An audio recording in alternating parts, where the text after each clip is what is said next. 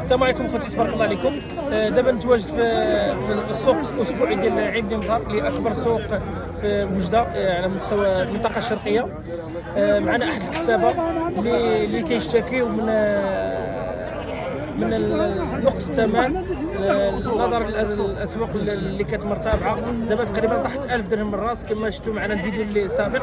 ها هو احد الكسابات، هو غادي يحكي لكم المشكل اللي كاين والدعم والمشاكل اللي كيعاني منها الكساب. اش تقول السلام عليكم. نظرا للسنوات اللي جات متراكمه تاع الجفاف كنا كنتسناو شي دعم كبير من وزاره الفلاحه، وللاسف ما شفنا والو. كاين الدعم ولكن شي دعم قليل ما كافيش، ونطلبوا من وزاره الفلاحه تدخل بحال هذا الدعم اللي كيعطوه التجار اللي كيجيبوا الحولي من اوروبا.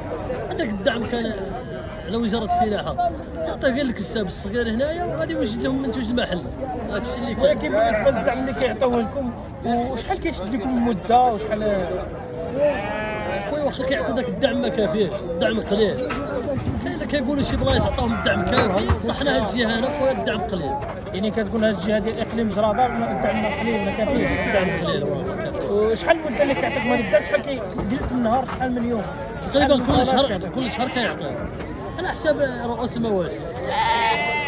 شحال ما عندك كيشد لكم الدعم؟ واش 10 ايام 15 يوم 20 يوم؟ كيشد لك 15 يوم 15 يوم كتعني لك 15 يوم كتصرفوا الغنم.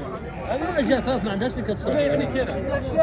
ونتمنى هذه المناسبه كان المسؤولين يعاونوا الكساب باش يبقى توفير المنتوج المحلي. وراه الكساب زعما صراحه الاسواق اللي فات كانت مرتفعه، دابا حاليا تقريبا طاحت 1000 درهم في الراس.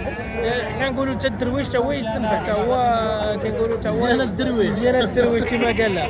ونتمناو تزيد عاد، حنا عاد بغينا تزيد طيح يعاونوكم وتزيد طيح ان شاء الله صراحه. باش ما كان الدعم كتبقى تهود عاود.